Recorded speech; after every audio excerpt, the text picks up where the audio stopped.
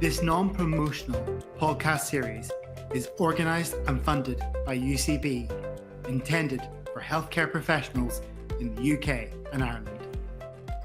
Welcome to the Let's Talk About Dravet Syndrome podcast series. I'm your host, Micheal Taylor. I'm a consultant paediatric neurologist in Leeds Children's Hospital.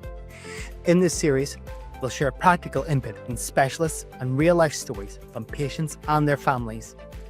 This is to bring you closer to this topic, raise awareness, and empower the medical community to work closely with patients and their families to improve outcomes and quality of life. If you've not done so, please hit the subscribe button so you don't miss another episode. And if you love this podcast series, please do me a favor, give us a rating or review on whatever platform you're listening to us on. The reason we need this is the more positive reviews or ratings we get on those platforms, the more this podcast will be shown to those who have never listened to us before. The aim is to improve the lives of people who have Dravet syndrome. This episode is going to be looking at why it's important to look for those patients who might have Dravet syndrome. So today I have Dr. Vishal Mehta, consultant paediatrician with an expertise in epilepsy and neurology from Hull Royal Infirmary. Thank you for joining me today, Vishal. Vishal is one of my colleagues in Yorkshire. He covers one of the largest hotspots in the UK for children who have acquired genetic epilepsies and genetically mediated neurology conditions, and has an infinite experience with a lot of our genetic epilepsies, including Dravet syndrome. So that's why I thought it was really important, not just to hear from pediatric neurologists, which you're going to hear from numerous episodes, but also to hear from a pediatrician on the ground who will probably be the first person to encounter these children and, more importantly, start the diagnostic steps. So, big broad question, Vishal. What prompts you to do genetics whenever you're looking at one of your epilepsy patients? Genetics has revolutionized the neurology, especially epilepsy. At the start, there were 90 gene panels, then 100 gene panels, and now we know that there are more than 900 monogenic genes causing childhood onset epilepsy. So any child who has, early onset epilepsy, when you say onset of epilepsy in the first 2 or 3 years of life, if they have got family history of genetic epilepsies, those children who have got associated neurodevelopmental issues, where they've got developmental impairment, autism, ADHD, learning difficulties, or on the basis of the epilepsy syndrome, there is a high proportion that these children might be having some form of a genetic epilepsy. So these are the areas, or especially when you do their MRI scans and the scan come back as normal. Especially I'm talking about dedicated epilepsy protocol, 3 Tesla, high resolution scans. And when they come back normal, this is where I think you need to strongly or seriously thinking about genetic epilepsies. I absolutely agree. And I think that's one of the biggest things, is that we know that genetic epilepsies have expanded and grown rapidly. I think when I first started training, I remember there was 90 gene panels and thinking we were doing incredibly well. Look at these 90 genes, and I think last count was 952. And I dare say within the next decade, we'll see it hit 1,800 to 2,000 genes. Yeah, I mean, new genes are added every day. So, Absolutely. And I think that's going to really expand our diagnosis and expand our phenotype. And of course, Dravet syndrome is possibly one of the most important epilepsies that we pick up genetically, because 85% of patients present with an SCM1A mutation. Obviously, we know there's those genes that historically had a Dravet syndrome diagnosis and now are recognized as a separate developmental and epileptic encephalopathy like PCDH19. And we also know that there's genes that have mutations like SCM1B or STXBP1 that still can actually have a Dravet syndrome diagnosis attached. So I think that's really, really important that we do consider those early testing, especially in the patient who presents exactly how you said, either very young, and especially in the UK in the first year of life, we can access the R14 rapid testing and do I get our results back in a few weeks and initiate the appropriate therapy. We have done that on a number of occasions this year alone, Vishal. So that's been really rewarding for those patients. Yeah, absolutely. I think I have picked up at least 5, 6 patients in their first year of life with those either R14 or rapid, whole genome sequencing. Yeah. I think we've been able to make a big difference to those children and their journeys, and I think, appropriately in some patients starting a sodium channel blocker, but more importantly, in a Dravet patient being able to avoid one. So we're going to come to complex febrile seizures. I don't get to see them much as a pediatric neurologist because either they're part of a condition that you eventually get to me, or more importantly, they're managed in the district general really well by general pediatricians or pediatricians with an expertise like yourself. But what do you think about when you are seeing those children who have a complex febrile seizure? What goes through your mind? And more importantly, what kind of testing do you want to initiate? And what advice could you give to a general pediatrician who doesn't do much epilepsy or maybe only occasionally sees these children? So I think very good question, Mike. I do get this question asked very often because febrile seizures are so common, and complex febrile seizures, again, not so common as simple febrile seizure, but still in a secondary care every month you'll get 1 or 2 such patients, and then I do get asked by trainees, either epilepsy or non-epilepsy trainees plus general pediatrician. So I always say to them that first is any child who has got either one-sided seizures, if you got hemiclonic seizures or focal. So one of the definition of complex febrile seizure is, one is prolonged duration, one is focal seizures, and one it is having more than 2 seizures within 24 hours. If there are focal febrile seizures and they are prolonged, and when I say prolonged, at least 15 minutes and longer, and there is recurrent history of presenting quite frequently in the first, especially in the first 6 months of their age, or between 6 months to 12 months of their age, and if there is a family history of febrile seizures, I think this is when I never used to do genetic testing before, but now I have a very, very low threshold of doing genetic testing, and nowadays I think you have to do the next generation sequencing in this group of children with febrile status, both focal as well as generalized, prolonged, with a positive family history of febrile seizures. So I have a very low threshold to do those genetic testing, especially looking at the SCN1A and Dravet phenotype. Absolutely. And then, of course, just thinking about this is from a sheer pediatrician perspective, when we have a child who presents with a complex febrile seizure, we're always thinking about, could this be a meningoencephalitis or an infective process, or in a focal patient, they will need imaging. I think it's really important that we remember, we also consider those points as well, and those are things that we you and I will be very attuned to think about the genetic epilepsies, but we also know that our general pediatric colleagues are very good about thinking because most of the time, when they acutely come, they manage the febrile aspect of it. They make sure the pediatrician rule out any infections or thing. But then the question they ask me, do you would like to see these children in your epilepsy clinic, and would you suggest or would you advise us to do any testing? Whether you want to do an brainwave test, EEGs, or do you like us to do genetic testing? Or they ask, do you want to follow them up? And this is where I think answering those questions or checking all those points are relevant and important.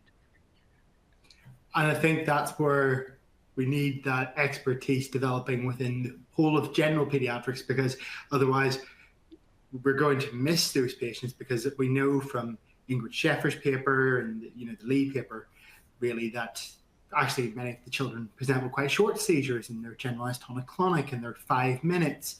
So we really need to be looking for those other clues, as you said, the kid who keeps representing, or the strong family history. Those should be acting as prompts for us to really consider, is there something else going on? Do we need to be doing absolutely right. A couple of years ago, that Joe Simmons and Samir Zubairi's paper from Glasgow, they included less than 3 years old children, all with febrile or afebrile seizures. So they expanded the inclusion criteria for doing genetic testing, and their pickup rate was much higher for various genetic epilepsy, including Dravet syndrome. So nowadays my threshold is not 2 years; is I'm going like 3 years.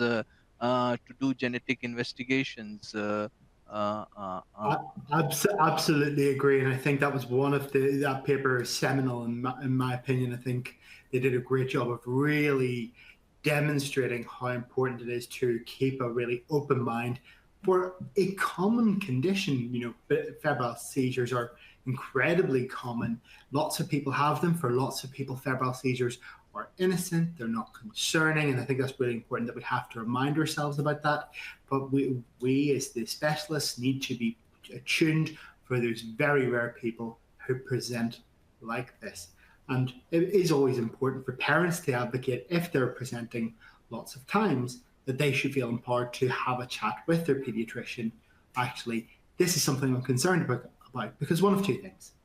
The parent is going to be right, advocate for the right testing, and Joe and Samir's paper picked up very appropriately that the highest pickup rate was in fact an SDM1A mutation, or they may be able to be reassured. But I think that's going to require an expert like yourself in that district general having a look at the case and deciding whether or not they do actually need the extended testing. Yeah, you'd be right, because most of the kids now, they present in the secondary care before they reach into the tertiary care. So I think empowering the secondary care pediatrician, general pediatrician, just not the epilepsy specialist pediatrician, of recognizing these children and referring early or doing the genetic testing early is very key and important. And I think that's something that I'm seeing coming through more and more, is where we have one generation of pediatricians coming through who are very in tune, want to identify and want to be the epilepsy specialists like yourself. And then we also have that the general pediatricians are much more switched on thinking about these genes because they know for conditions like Dravet syndrome, for Lennox-Gastaut, there are bespoke treatments that children can access. And there are drugs that they can use, and more importantly, drugs that they should not use. Yeah, absolutely right about it. I think that's why the early diagnosis, and as you say, Dravet syndrome is a developmental and epileptic encephalopathy. So yes, they do have developmental impairment because of the SCN1A, but a lot of their developmental impairment can be improved if you control seizures early on. So it is modifiable. Absolutely, and more importantly, avoiding the wrong treatment, such as sodium Yes, channel blockers, yeah. because it's very easy if we've got a child who's got focal seizures to turn around and say, I'm going to put them on a sodium channel blocker because it's a very appropriate drug. And I think we know historically that was the case with a lot of patients. And I can think of patients as recent as 3 or 4 years ago being put on a sodium channel blocker because it was the right drug at the time, but for the wrong patients, such as my Dravet patients, things will get worse. And generally, we know the longer you're on it, the worse the outcome. So we really need to be looking again when we start therapy. If kids are getting worse, let's think about what we're doing, revisit that choice, and actually, maybe that will prompt us with our genetics. But I'm hoping with the rapid sequencing, we're picking up those kids much quicker. Yeah, because when they come in a status, some of the common sodium channel blockers are used as in the treatment of status. So in any department, so it's important to have Dravet syndrome, what you call is an individualized emergency plan for medication. So once you diagnose it, you can ensure that they have got a personalized emergency seizure plan. And when they come in A&E, you said these drugs should not be used. Use these drugs, what drugs to use and what drugs not to use in emergency, and the parents can bring that up, or you can put it on patient electronic system. uh, um, Absolutely, and we know that there is still that huge debate about the role of certain sodium channel blockers in an emergency department. I think that's one of the things that the Horizon study will hopefully capture. Is we do know that phenytoin is still used within the APLS algorithms, and actually that that is very much open for debate, and I think we have to be really clear that that is going to come through, and it is hugely open for debate. But for some children, they respond beautifully well to it in a resus scenario. For other children, we have to think about other therapies that are within APLS algorithms. Yeah, I mean, that was the reason I think the APLS and EPLS algorithm has changed slightly nowadays, where, so one of those sodium channel blockers are not used as a second line drug and been replaced with another different drug, which probably easier to administer and, have a lesser side effect profile and monitoring. So I think that's one way it's good. Yeah. Absolutely. But I'm going to ask you a big question. What's the challenge of accessing some of those more bespoke therapies? Because I know it sometimes feels like there's a little bit of gatekeeping to those drugs. You have to go to a tertiary neurologist. It's one of the reasons, I set up my specialist clinic, was that we could get the kids in early, we could get them easier access to those therapies. So what kind of challenges, and that's only recently, sorry. So what kind of challenges do you face or have you faced historically about accessing those more bespoke therapies? I think one of the biggest, as you know, we work with the National Health Service. We have got our own patient load, and a pressure of seeing patients. So if certain drugs can only be prescribed by tertiary center, where you are actually following the standard protocol that these drugs, if the first line drugs have failed, these are the second line drugs to use it, because these drugs can only be prescribed through a blue tag prescription, then it's going to, you have to wait for the first that discussion to happen, and the waiting time maybe 3 months, maybe 6 months before that discussion happen, and then starting that treatment. So that basically delay those quite effective drugs in management of children with Dravet syndrome. So I think one of the difficulties, how quickly you can access the tertiary service input and advice, and in terms of medication, prescription, which has to come through a specialist, blue tag prescription system. So that's a bit of a challenge. And Uh, regular blood tests on children who have learning difficulties and additional needs. It's quite difficult, and as an epileptologist, I really want to give access to those drugs, and so I think it's really important that we actually do recognize there are barriers to these bespoke therapies. How do you feel? Because we will start them, we usually start them in conjunction. How do you feel about the idea of increasing those drugs and moving them? Some people are very comfortable, some people feel less comfortable about increasing them. So how do you feel, as a very experienced pediatrician with an expertise in epilepsy, about increasing those therapies? I definitely support that. If certain pediatrician has quite good experience and a good workload of managing these patients, they should have access to those medication if they feel comfortable in prescribing. As well as, I think, if their tertiary center has good faith in them that they are choosing the right patient for them. So I think, why not expanding the access to the secondary care pediatrician who feel comfortable. There may be a small group who may say, okay, no, I don't want to. That is fair enough. But those who are willing to prescribe and monitor, I definitely support that. Access should be more freely available, and you're following a standard sort of pathway of managing these children with a standardized monitoring of it, and there is a standardized way of when it is effective, when it is not effective. So Yeah, I definitely support that.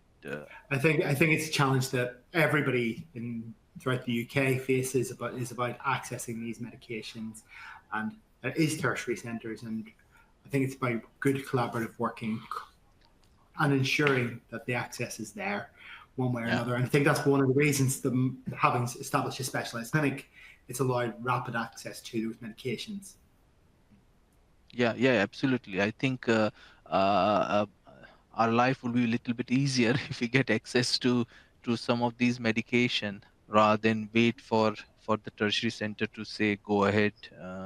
because once they've been started, we monitor anyway these patients for their side effects, sometimes dose titration as well. Absolutely agree, and I think that's where we will happily work with each other and dose titrate these medications, and you guys are watching for the side effects, so it's really important that we do have those collaborative ways of working.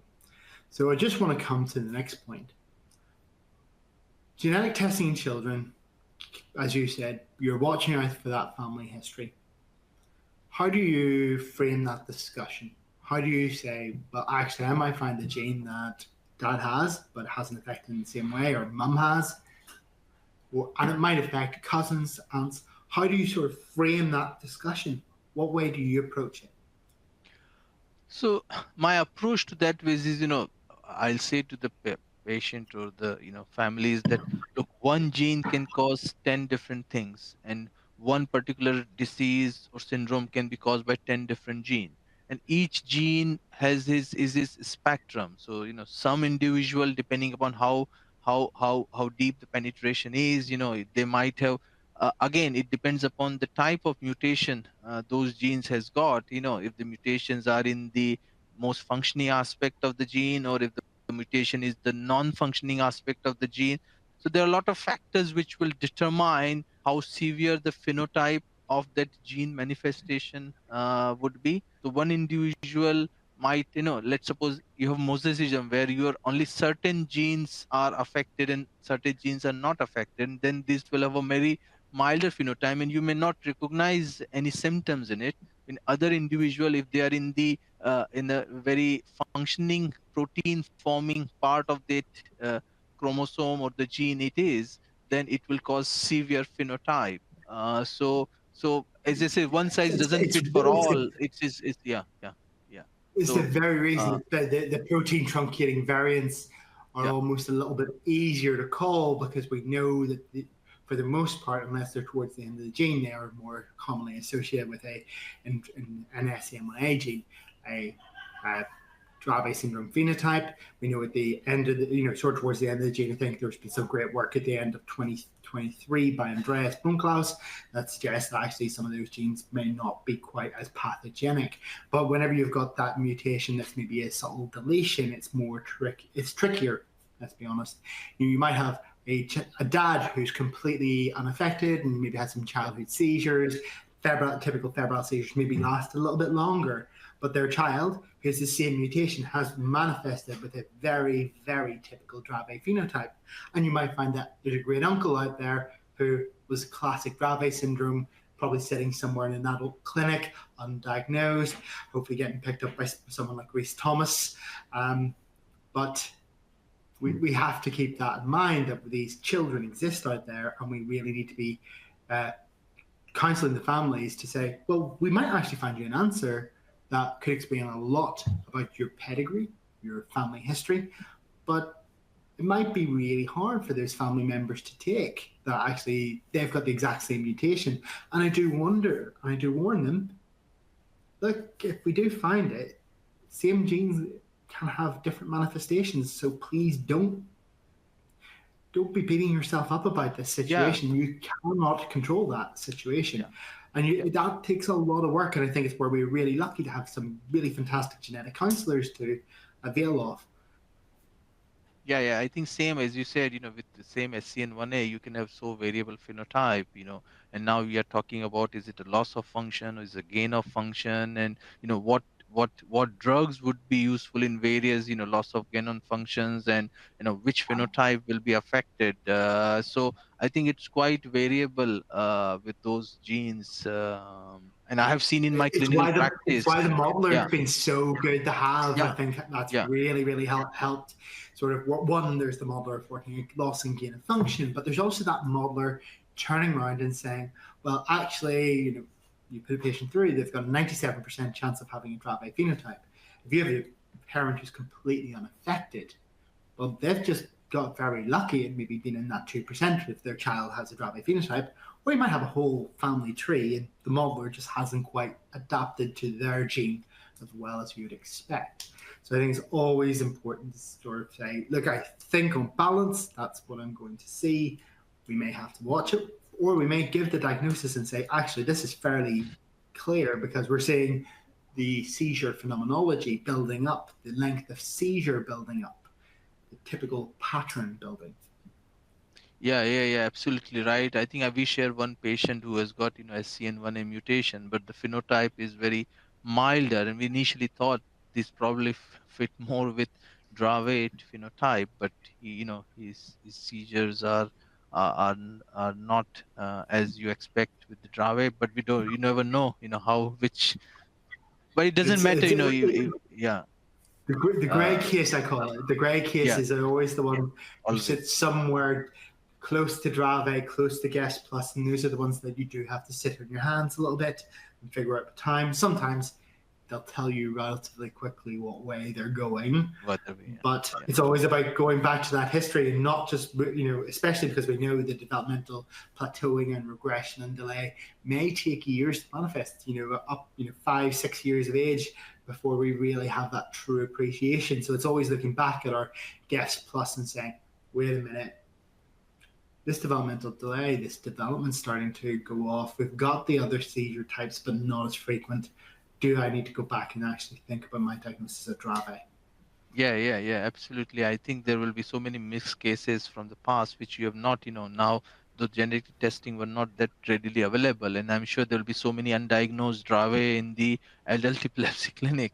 We know that, and we know they're out there in the adult epilepsy clinics or sitting in learning disability clinics throughout the UK, and they are sitting there ready and waiting for a diagnosis. And certainly it's one of the themes of my discussion with Rhys Thomas. Can you tell me about how you feel the families are impacted by this? Namely, they have so many appointments. They come and see you. They come and see me.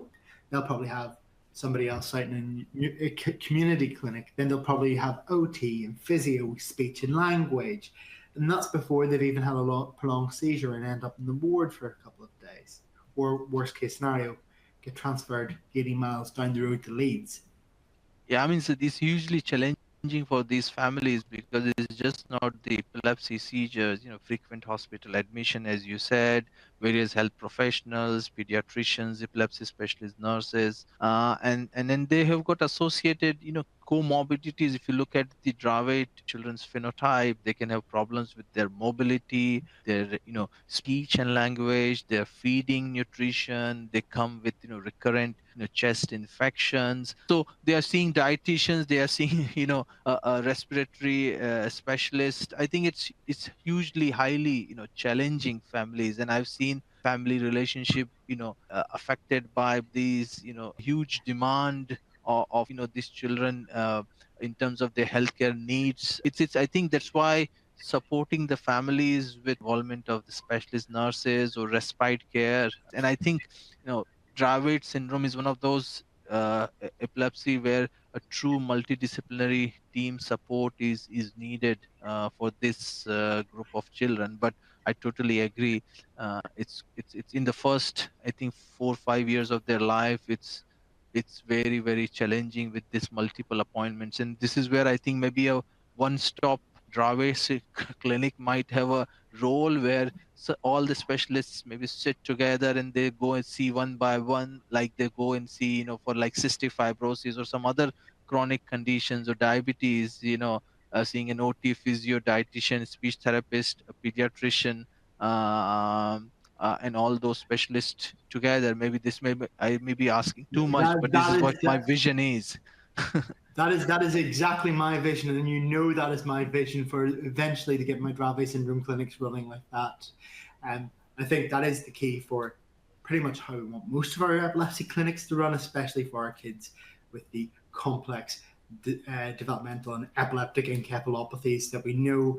That's not just limited to Dravet syndrome, it's Lennox-Gastaut, it's Douce syndrome. We would love to be able to support them in that sort of holistic, multidisciplinary team, one-stop shop. I think that's we'll eventually get there. I think it's going to take us the better part of the next decade to make those changes, and it may take a lot of collective effort from the tertiary epileptologists, from the secondary epilepsy consultants, and more importantly, it's going to require a real restructure of NHS thinking about how we approach these situations, especially as we have more and more therapies available. And more importantly, we're doing a better job of keeping these children alive, safe, and thriving. And you can imagine if the parents are working, bringing a child who probably, after a few years they go into wheelchair, it's almost like even a half an 1 hour appointment is like a half a day work. So, taking time off from work is quite financially also quite a huge burden, just not, physical or their mental well-being, financially as well is hugely challenging for the family. Absolutely agree, and we do need to really think about that. And it's one of the big things, because I know it's very financially draining to come and see me if you're coming from home. The other group, a bit of a passion of mine, is talking about siblings. How do we support, or how can we do a better job of supporting siblings in these scenarios? Because siblings really do feel the impact of a sibling with a developmental and epileptic encephalopathy. Are you absolutely, right? These children, because most of their parents' time is devoted to the looking after child with Dravet syndrome, the sibling gets left alone, and I think sometimes, they feel that, they are not getting the attention from their parents as much they would like to have it. And I think, yes, very important to support those sibling understanding probably the their the child's or their brothers or sisters condition is. I think in those situations I found our specialist nurses, play therapists, when they come to clinic are quite good in supporting these young children who feel left alone because of their siblings, significant health concerns. So The teenage group is almost probably harder to manage, because we can't sort of yeah, do yeah, the yeah. beautiful thing, and Means depending where they are with their Yeah, I own mean, it's one of journeys. my wish list is to have a psychologist within the epilepsy service, which is, it's a part of the epilepsy 12 national audit that the psychology input is needed for especially these groups. And it's just not the psychology support for the child or the patient itself; it's support for the whole family. A wider family is needed, as you said, holistic approach of supporting just not the patient but or the child, but their sibling and the wider family. So, uh, Absolutely agree. And I'm working and trying to screen more and more of my patients and their parents for psychology. I think I'm not quite there capturing the sibling groups yet, but I think eventually that would be the aim would be to try and capture the psychology of the entire family, to explore that, and more importantly, offer that holistic care and support. So thank you very much for joining me today, Vishal. thank you, Mike, for inviting me to talk about this rare epilepsy. But it's my pleasure to be here and increasing awareness about this rare epilepsy. Thank you. Well, that's it for this episode. If you love this episode, please share it with your appropriate colleagues. The only way this podcast is going to get out there is by you lovely people sharing it. So I would appreciate it if you could. And if you want to stay with me and learn a little bit more about Dravet syndrome, then please join me on the next episode. For now, I'll say goodbye and see you next time.